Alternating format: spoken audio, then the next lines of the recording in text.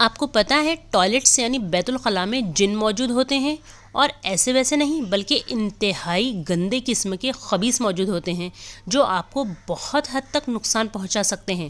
اب آج کل تو ہم دیکھ رہے ہیں کہ ہر گھر میں ایک سے زیادہ ٹوائلٹس ہوتے ہیں، ایک کامن واش روم ہوتا ہے اور دوسرے بیڈ رومس وغیرہ سے اٹیچ ہوتے ہیں۔ تو آپ اندازہ لگائیے کہ ایک گھر میں ہم کتنے جنوں کے درمیان رہتے ہیں، اور وہ بھی نقصان پہنچانے والے خبیث قسم کے جنوں کے درمیان۔ اللہ اکبر۔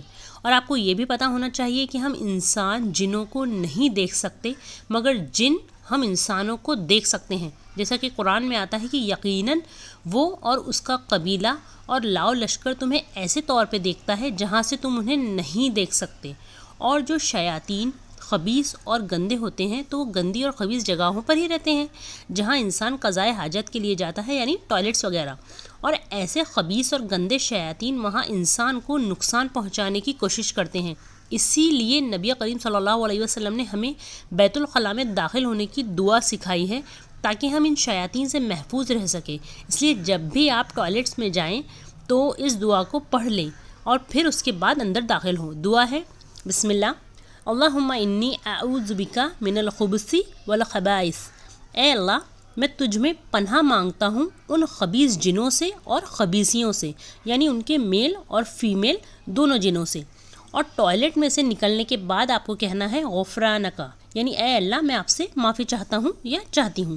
دیکھیے، دعا نہ پڑھنے کے بہت نقصان ہے، اور افسوس ہم میں سے کتنے لوگ ایسے ہیں جن کو اس دعا کے بارے میں علم ہی نہیں ہے، یا انہیں پتہ تو ہے مگر وہ پڑھتے نہیں ہیں اور بغیر پڑھے ہی بیت الخلاء میں داخل ہو جاتے ہیں، اور وہ سوچ بھی نہیں سکتے کہ ٹوائلٹس میں موجود ناپاک جن انہیں کس طرح نقصان پہنچا سکتے ہیں، اور پھر ہمیں مختلف قسم کے جسمانی درد اور مینٹلی پرابلمس شروع ہو جاتے ہیں، اور پھر ڈاکٹرز کے، حکیموں کے، مولانوں کے چکر ہمارے شروع ہو جاتے ہیں، اور ہم ریئلائز بھی نہیں کر پاتے کہ یہ ایسی جو تکلیف ہمیں ہو رہی ہے ان کی وجہ ٹوائلٹ میں موجود خبیث جن ہیں جو ہمارے ہی گھروں کے ٹوائلٹ میں موجود ہیں۔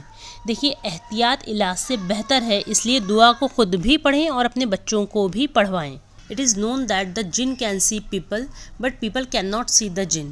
اس لیے دعا سے پہلے بسم اللہ کہنا ہے، کیونکہ نبی کریم صلی اللہ علیہ وسلم نے فرمایا بسم اللہ جنوں کی آنکھوں اور بنو آدم کے ستر اور شرمگاہ کے درمیان پردہ ہے، آڑ ہے، ایک اسکرین ہے۔